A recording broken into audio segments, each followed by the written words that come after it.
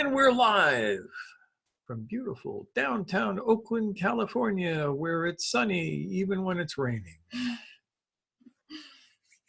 And the topic tonight is the diffusion of work ideas into Western culture, or into the West, or things that we say like that, which has been going on for quite a long time. It started with Sufis sneaking into Europe and corrupting the morals of youth back during the Middle Ages, and has gone on to the present day.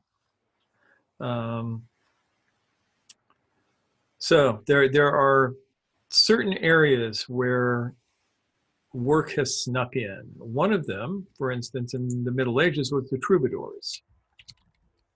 The troubadours were a group of people that originated in Occitan, which is in the south of France, north of Spain now, and included areas like Aquitaine. And its most famous individual was Eleanor of Aquitaine. So some of you might have heard of her. She was the mother of Richard Lionheart. Yeah, she's not there. Okay. I'm riffing off of my memory at this point.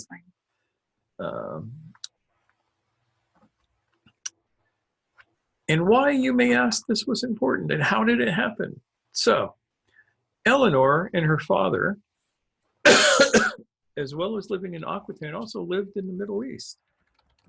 She was like a duchess or some such thing, some royalty of the Crusader states in the Middle East.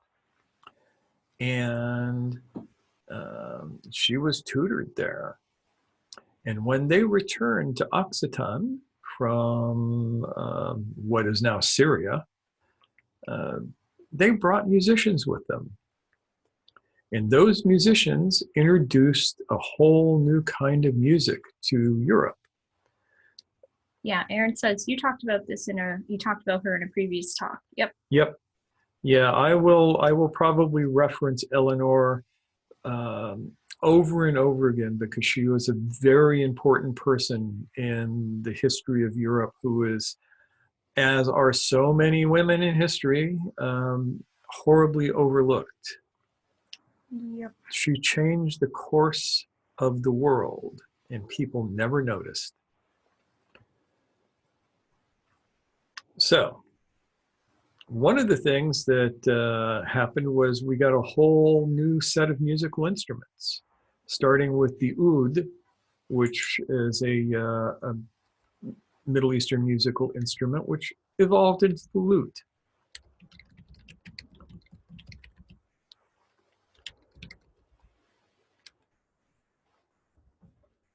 Mm-hmm. But we also got an entire new philosophy with these people. Sometime go to YouTube and type in the search bar fin amour, and you will find a nice little, about an hour-long documentary on the troubadours of the Occitan and what they were really about. And it's actually quite good. I highly recommend it. And fin amour is different than the concept of courtly love, which came later. So, in the Middle Ages, in Europe at the time, there was no real idea of people coming together out of love. People met up and got married and that sort of thing out of duty and necessity and for political reasons. So here you have the noble lord who gets this wife who is given to him by probably his parents, because they've cut a deal with this dude over in the other castle who they needed to form an alliance with or make sure that he wasn't going to evade them. And then all of a sudden you have a wife. Do you care about this woman? No. Does she care about you? No. At best, at first, you put up with each other. And as you can imagine, the sex is maybe not so good. So this is the norm for all of Europe at the time. The idea of two people meeting, falling in love, love actually meaning anything in relationship, not so much. So into this mix come the troubadours with their extremely potent Sufi influence. And if you read the lyrics of troubadour songs, they read like something from Rumi or Hafiz. They are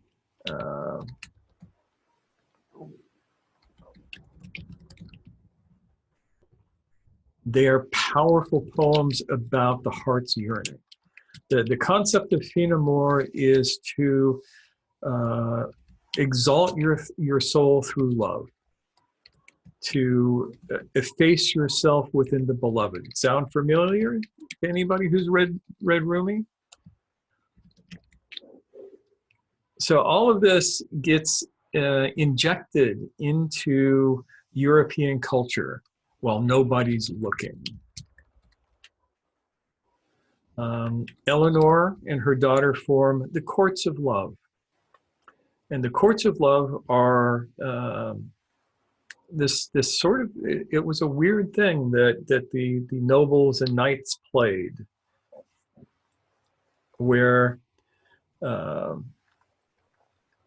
a man would find somebody who his heart was attracted to and put himself in her service. And this was at first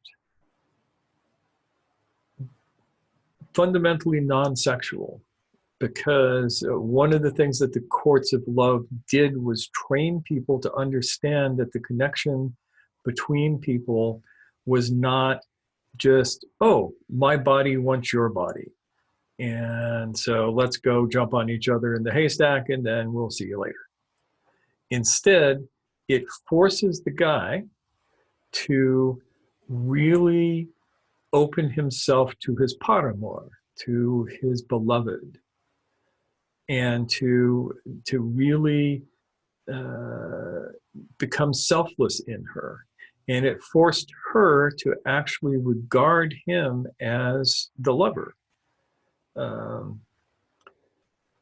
And I don't want to go into all of the details of the courts of love, but I want you to understand what a radical concept this was for the time. And so rarely was it a husband and wife who were paramours. These were extramarital affairs, as we would say today.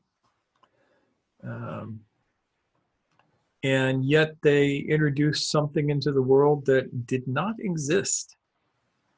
And nobody realized that it was all a Sufi plot.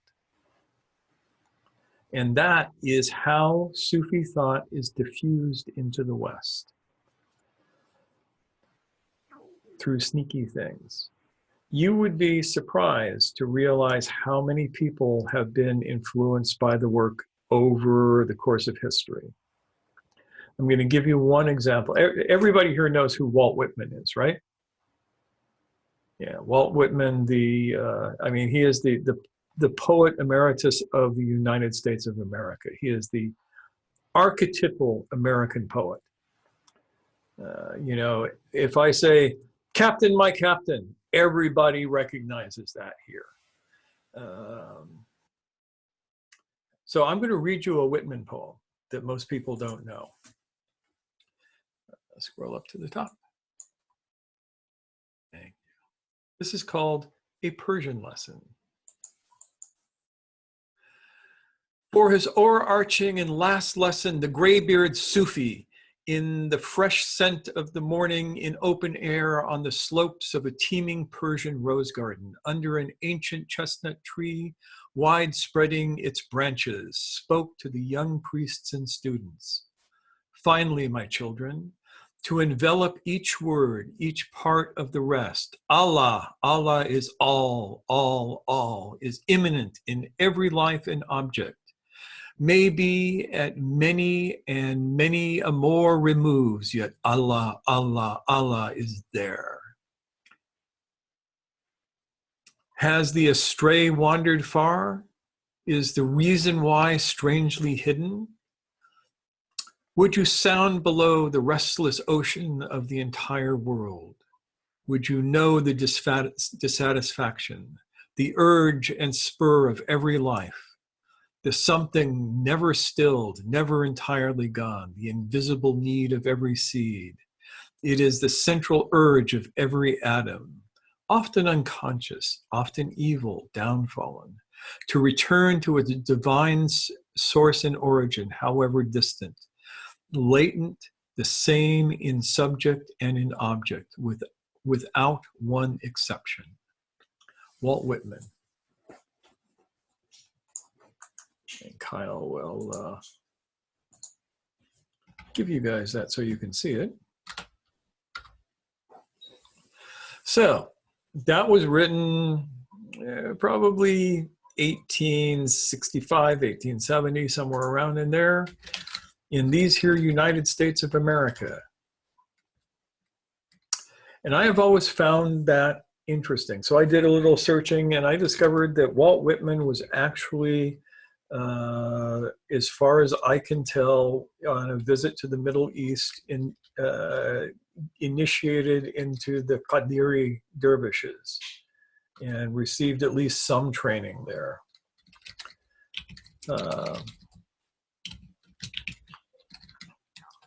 And when you realize that and you read his poetry, which permeates American culture to a certain level, perhaps less than it did 50 years ago, but even so,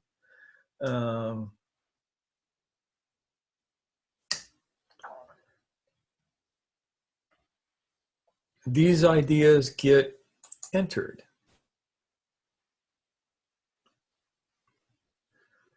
Before I go on any further, any questions, any comments? I was just about to ask that. Okay. Nancy asks, what were Sufis trying to accomplish with courtly love? Do you think it worked? They were trying to help create a situation where two human beings could actually connect and love each other in such a way that it exalted them rather than debased them. At the time when two human beings got together, it was transactional. It was, your family is getting this, my family is getting that, we're going to put up with each other. And if you read the accounts of the time, especially letters written and that sort of thing, marriage was not a romance. And what Sufis were trying to accomplish through courtly love was to interject this idea of real love into Western culture, which I have to point out did in fact ameliorate a lot of the viciousness and nastiness found in European culture at the time. Think of what a terrible world it would have been without chivalry. It was bad enough with it.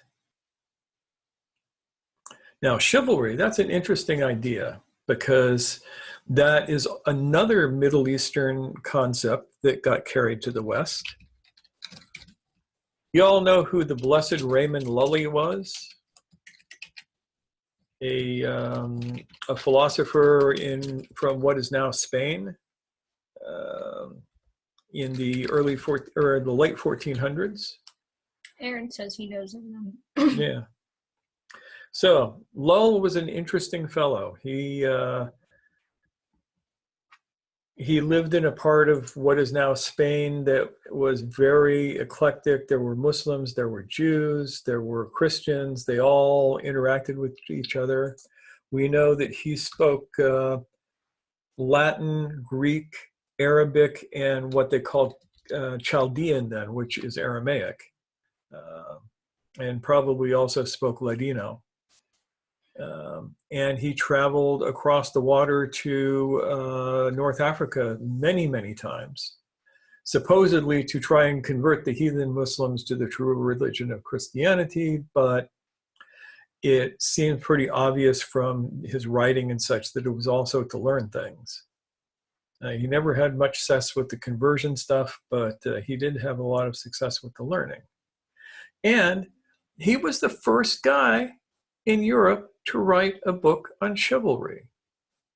Everybody knows his religious and philosophical works, but they don't realize that Raymond Lull wrote the first European book on chivalry and what it was and what it meant. You said it.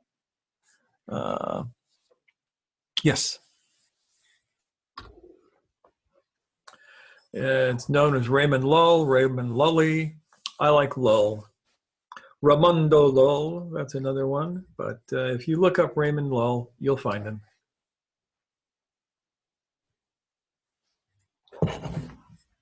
And chivalry is a concept that originated in what is now Iran and in Arabia.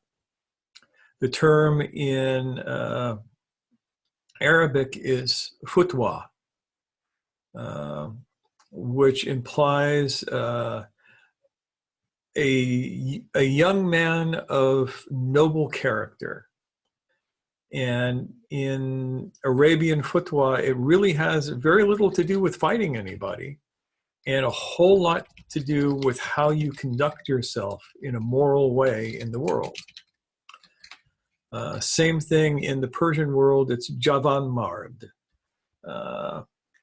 And it's basically the same thing. It's a form of ethical conduct in war and peace. How do you treat people? How do you treat your fellow men? How do you treat women? This was all male-oriented, as you can imagine, but it was there. Sorry. Yes.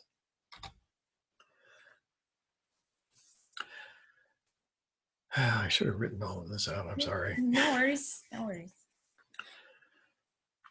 So this is another thing that where we have Sufi ideas being subtly slipped into Western culture.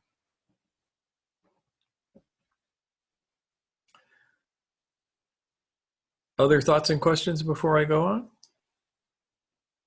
I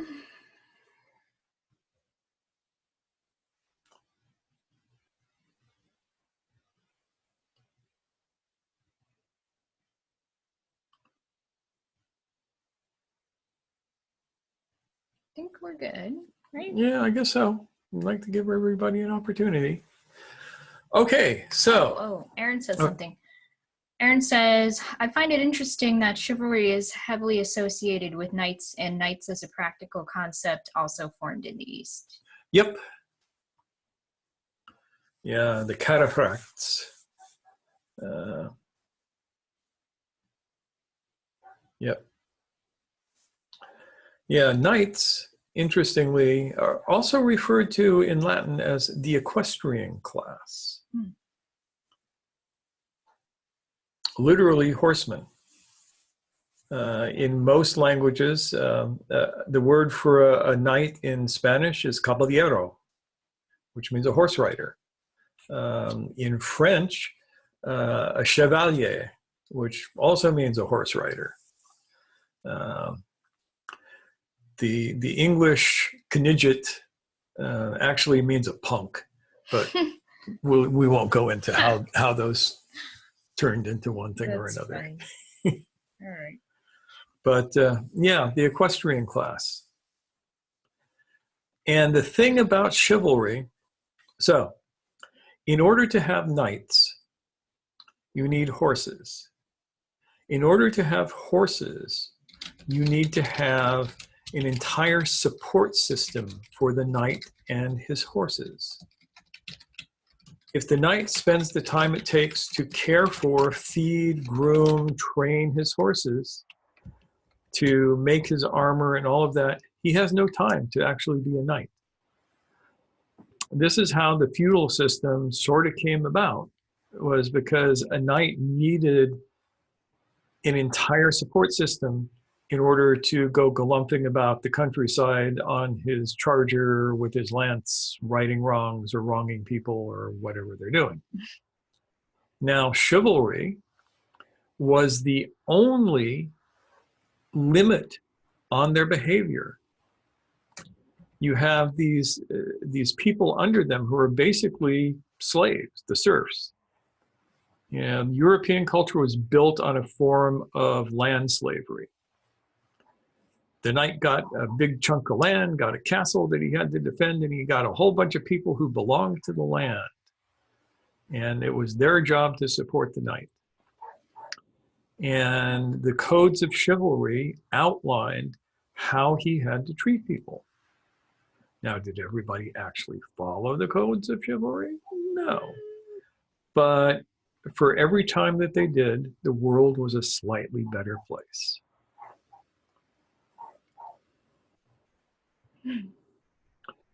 So here's the question. How do Sufis influence a great many people over time? Because that's our job. Our job is not to change people. It is to create the conditions by which people can change. Now, if I were a Sufi, and it was just little old me sitting here in Oakland, I could walk out, stand on my front porch and go, "Hey, everybody, let's be nice to each other." What would happen? Dogs would bark at me. The humans would ignore you. The humans would ignore me. But if I were to find somebody at the level of Walt Whitman and train them in certain Sufi concepts and then turn them loose on the world, all of those concepts would echo through their work, echo through their art. Dave says, via introducing cultural artifacts that are outside of mechanical law. Yeah, kind of like that. Now, a lot of this talk, I have to tell you, this is David's fault.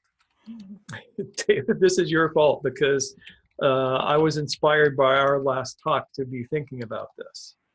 The importance of the arts as Sufi practice, as the practice of the work. I use the term Sufi because it is my natural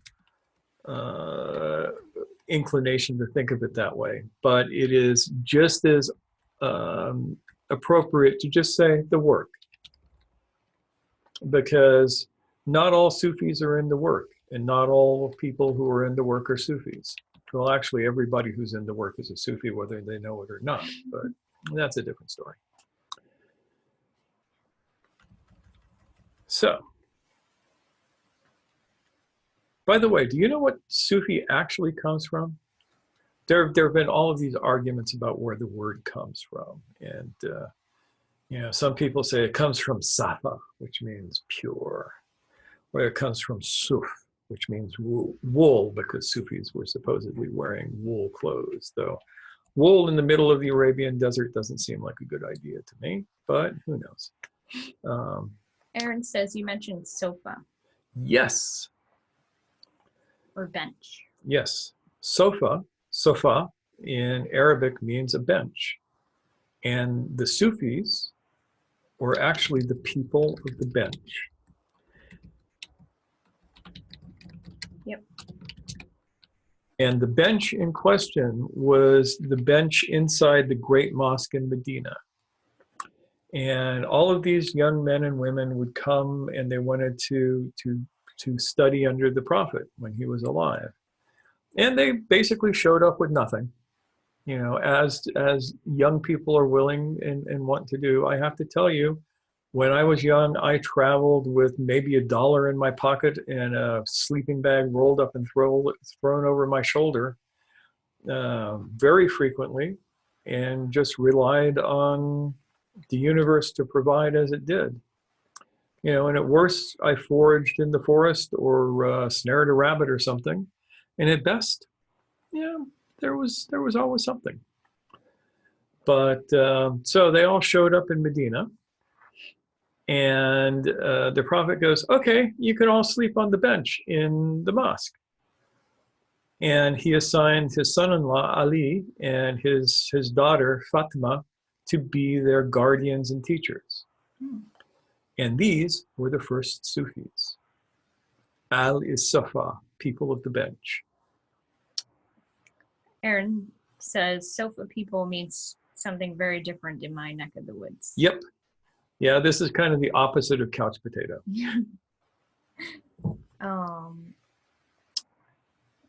Dave asks, how does the Harlequin / Jester / Joker fit into this? Funny you should ask.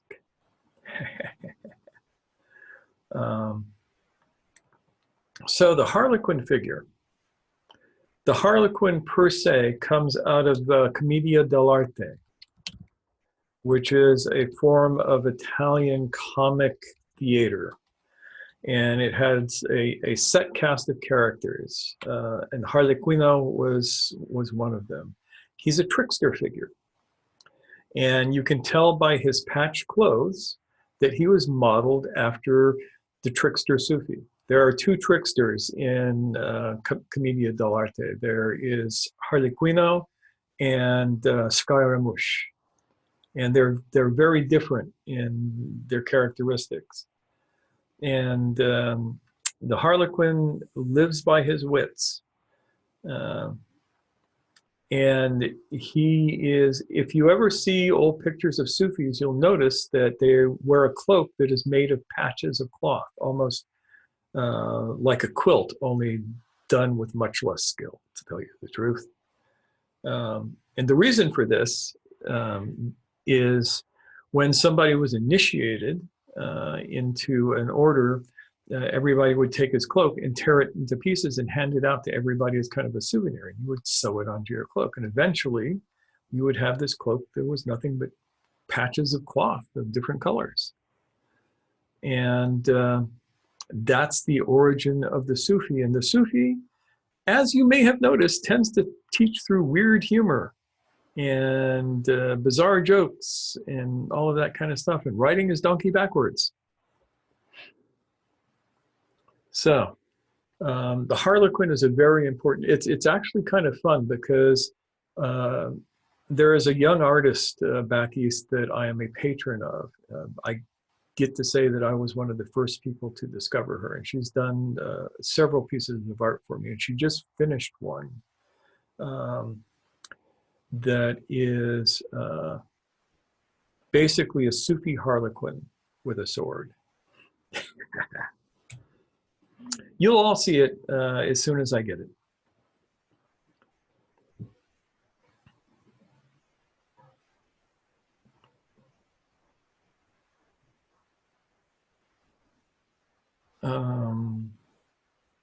That was so much fun, I lost track of my thought. Yeah. Where was I? We were talking about. Oh, yes. Yeah, so let's talk about, I put together a small list of the many, many people who G.I. Gurdjieff influenced in profound ways.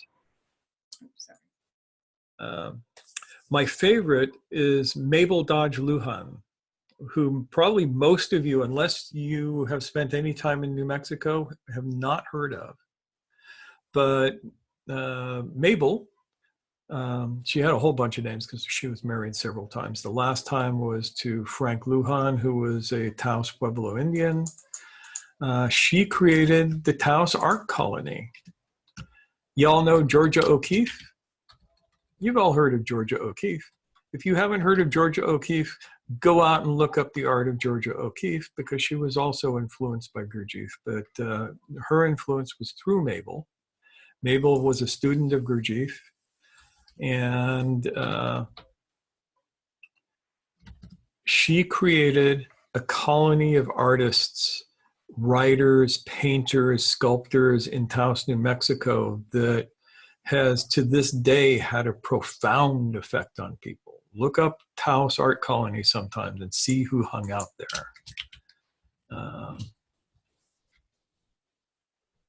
It's quite profound. She was also instrumental in the preservation of certain Native American cultural traditions because she was very wealthy and she was able to throw money at problems that nobody else cared about. So because of her, I need to get back in frame here. I'm not trying to sit on your lap, Kyle. I just want to be in the camera. Yep. because of her, many, many artists were influenced by the work. Yeah, pull up the notes again. One of which was Gene Toomer, who you may or may not recognize. He was an American writer who was African American, and really good writer in his time. People don't read him as much now, but he actually made people who weren't black feel what it was like to be black in America during a time of intense racial inequality, and he did it in a very subtle way. And if you begin to notice that there is an underlying theme to all of these people, and that is empathy, this is important.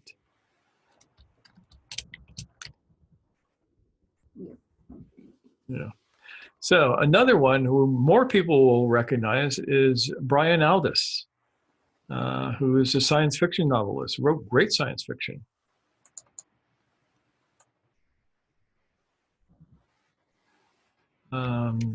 And you will see the work all through his writing.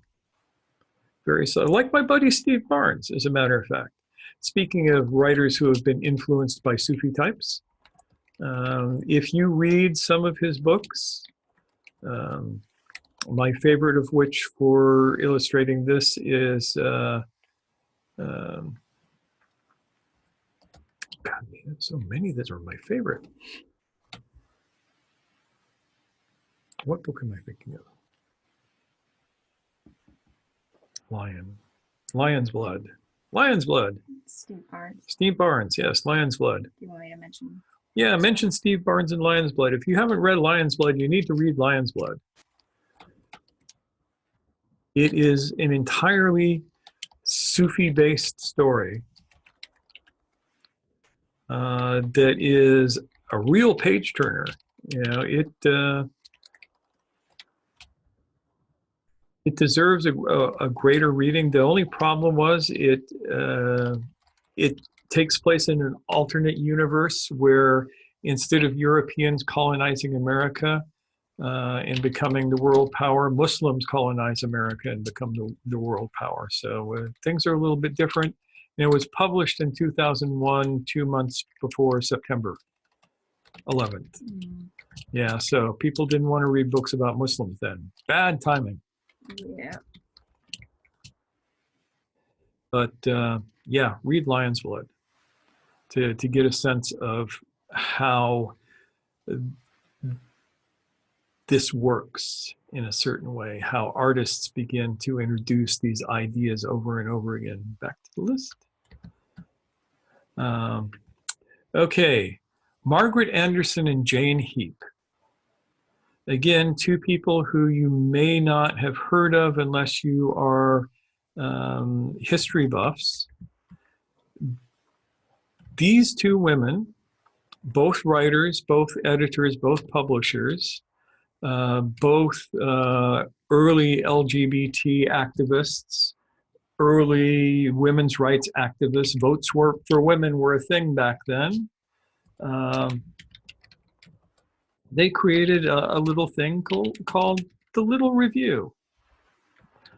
The Little Review was a literary magazine that managed to discover and publish some of the greatest writers in the world. They were the first people to ever publish James Joyce, for instance. They actually got arrested for publishing sections of Finnegan's Wake because it was deemed obscene by the American, whatever it was, the moral police of the time. And they were both direct students of Gurdjieff for years. They were a group known as the Ladies of the Rope, who were a group of women artists who Gurdjieff trained separately for some of them close to 20 years, mostly in Paris. who had profound effects on the artistic world.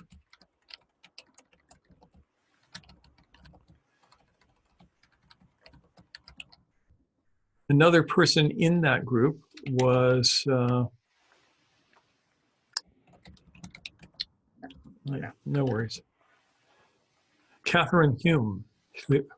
Hume. I can, Hume. Yeah.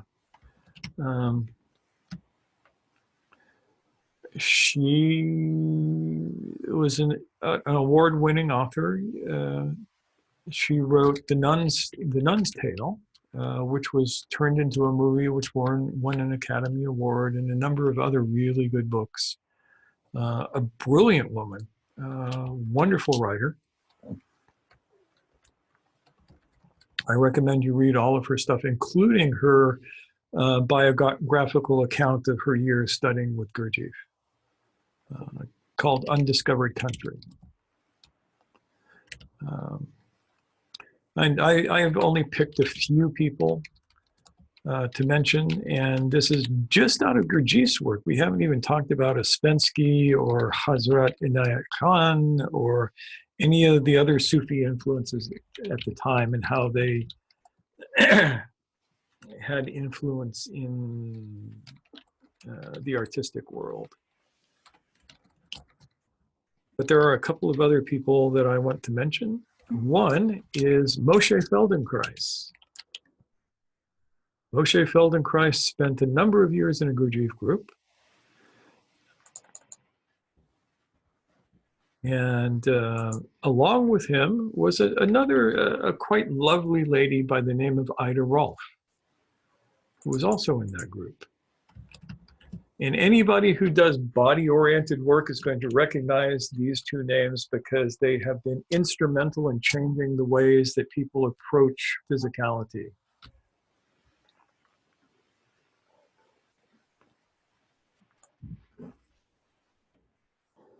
And one of my personal favorite is David Hikes,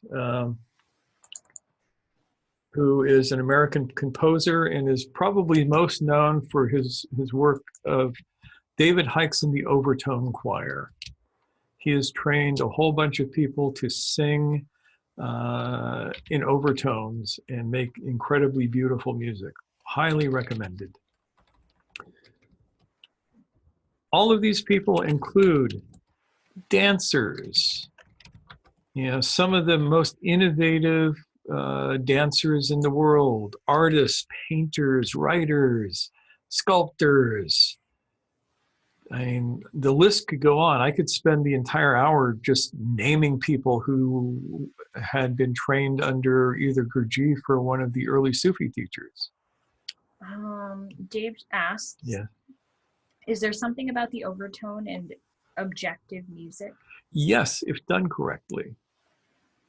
Strangely enough, Kyle and I were just talking about that the other day. She is now officially learning to sing in overtones. She's embarrassed to admit it. Yep. Yeah. Get your face back on the screen, dear. Yeah, the overtone singing is found throughout Central Asia. You know, we think of either the Tibetans or the Mongolians because they're the most famous, but you'll find it from Turkey all the way to Western China, from northern India all the way up into Siberia. It is a practice, and it is a practice when done correctly by people who have been properly trained that creates objective music. It can fundamentally alter brain waves.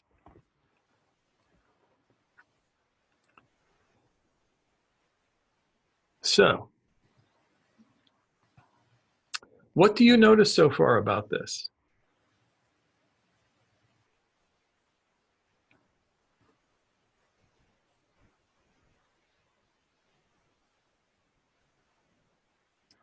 Dave says it is slyly done.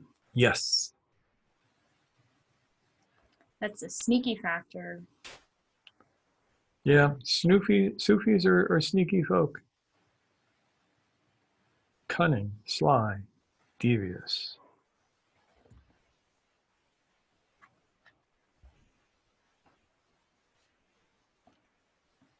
Any other questions or thoughts? Nancy says, some of the art is ecstatic. Yes, a lot of the art is ecstatic in one way or another. You know, if you look at some of the dancers who were influenced by Gurdjieff, their dance is amazing. And I'm going to leave you guys to hunt down who these are. I'm not going to just give it all to you. If you're interested, you'll find it.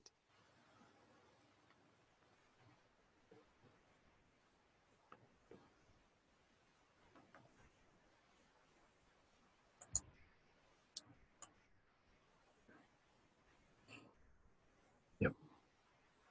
Yep. Yep. Got to look at us. Recording. Yeah, recording. Yep. All right, so that kind of brings us today. Do you have the idea that the ways that the work influences the world is not directly? The core of the work does not send out preachers. It does not send out people who stand on the street corner and go, "Repent, for the end is at hand." It sends out people who go, "Hey, you want to do some art? Hey, you want to dance? Let's dance. Here, listen to this cool drum riff." That's how it works. The core of the work sends people out when the world needs it to gather around themselves people who have levels of creativity that are not tainted by the mechanical nature of society, or not totally ruined by it, and to provide them with tools to begin to perfect their art, and then turns them loose on the world. This is the important thing. All of these people that I mentioned, they don't go around in cool robes and great hats trying to speak in Arabic accents or Turkish accents, depending on what kind of people they are. Most of them would never say that they were a member of anything. They just picked up these cool ways of changing their consciousness that helped them produce profound art. Georgia O'Keeffe, I doubt if she ever thought she was a Sufi.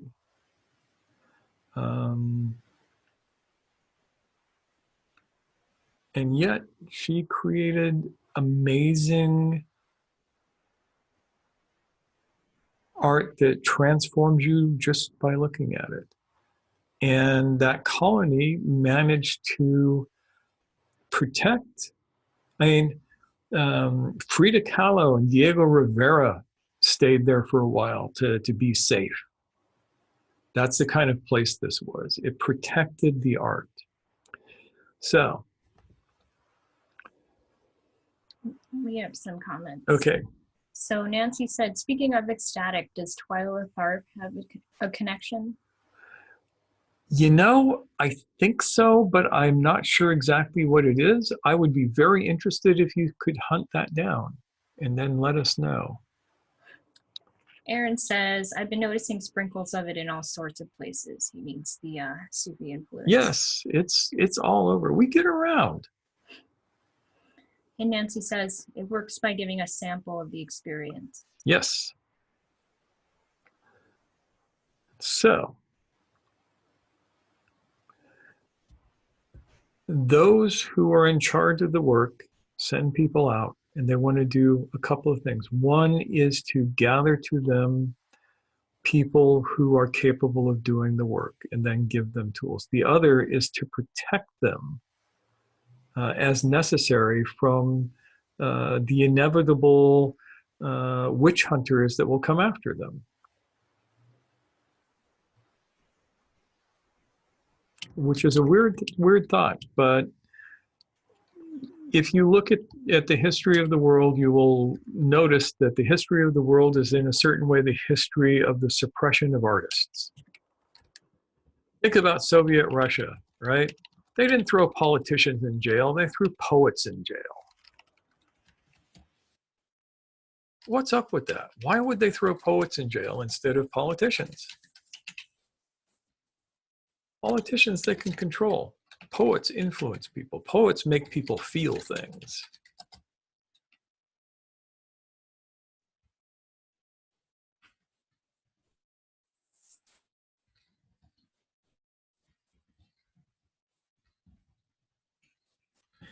Yeah, some of them were at risk, but not like the poets.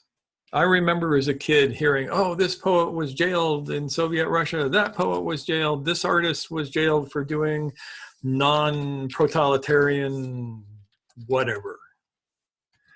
Think about the Cultural Revolution in China,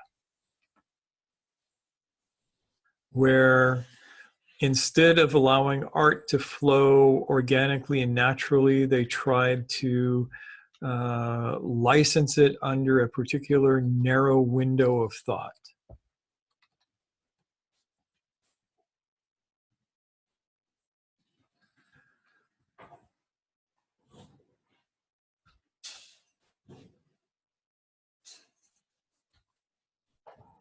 So,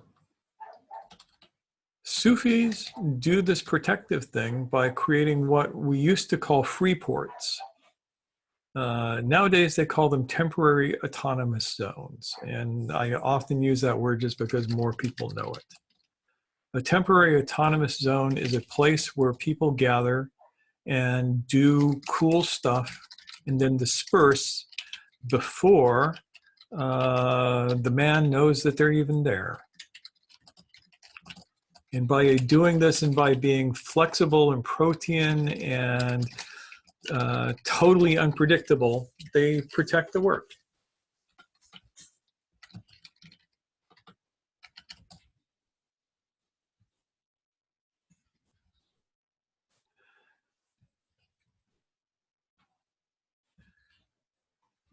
So I would like you all to just this evening think about this as something that affects you. Because if you're hanging out with me and Kyle, that means that you have been influenced by the work.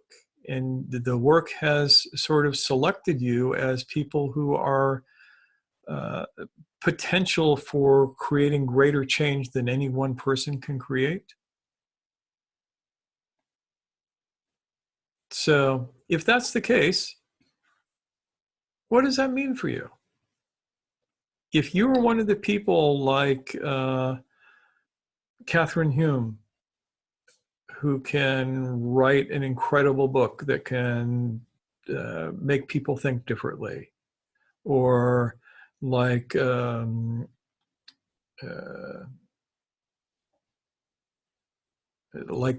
Taos Artist Colony that can bring brilliant artists together and provide a place for them to work in safety where they don't starve to death and their work gets shown and distributed around the world and all of that kind of stuff.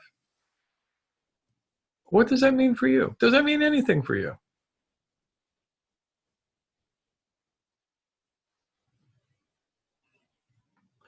So that is the thought of the evening.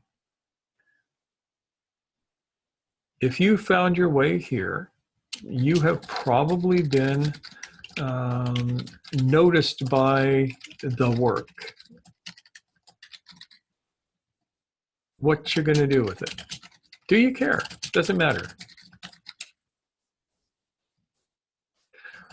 Remembering that this is not a social club, not a fan club, or anything like that. It's here, have this set of tools, go out in the world and do something with it.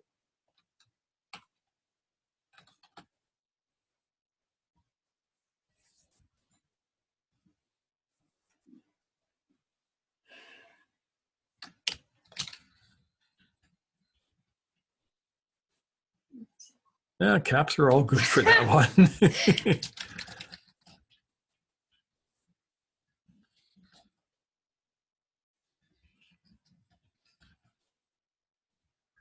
Yeah, I like to think of what I do as a hardware store for the mind.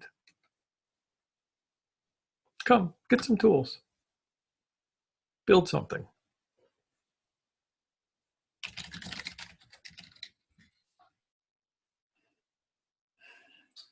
typos. Typos.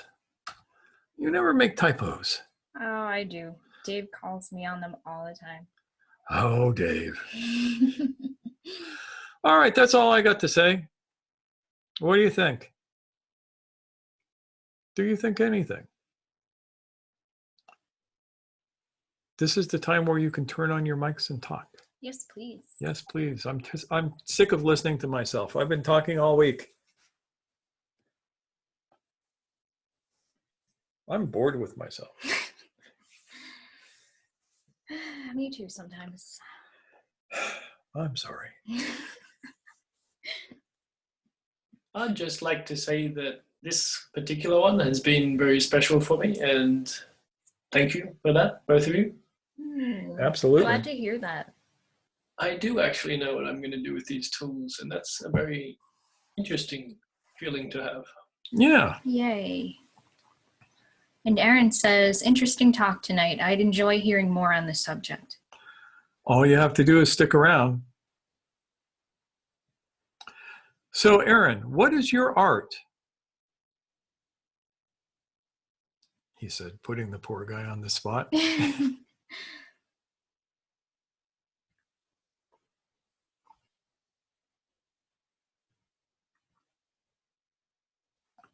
there was silence on the other end. I'll think about it. Yeah. He says, I'm not sure. I enjoy many kinds. Cool. Name 3. And jujitsu counts, by the way. That's an art.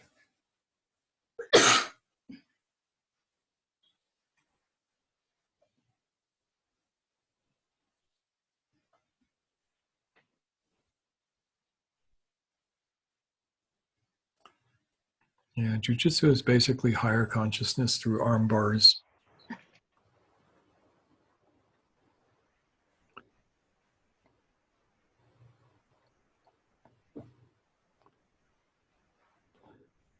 Yeah, and this is a question for all of you. I was just going to say that, yeah. Yeah. You know, I know for myself, I know some of David's interest in art. I definitely know Dave's interests. I don't know Nancy's interest so much.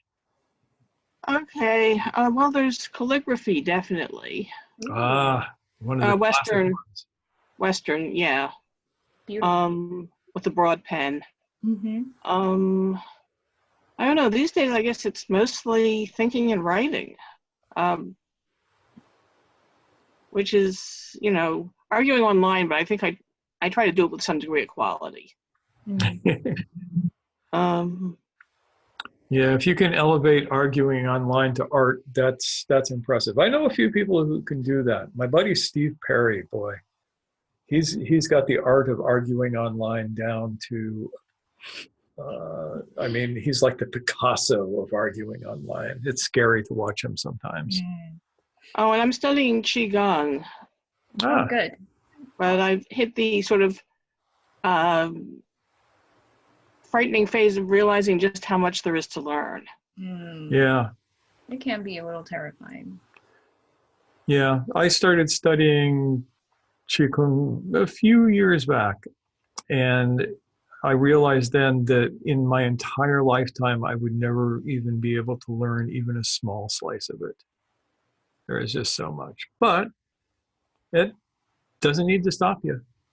Yeah, I know. I'm, oh God, still dealing with the emotional difficulty of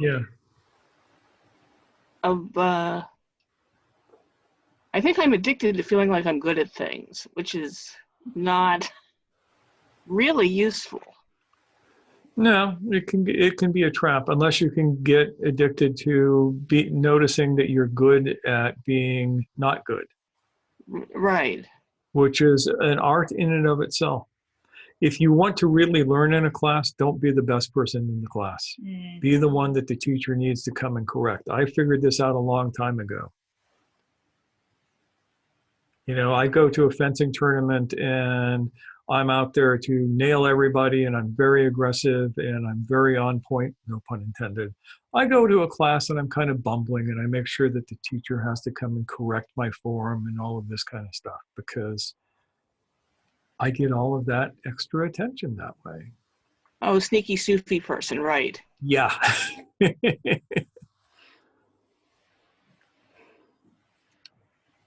Yep.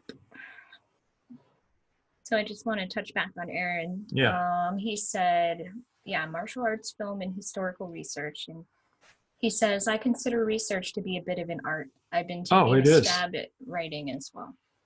Yeah, if you start writing about what you're researching, that could be brilliant.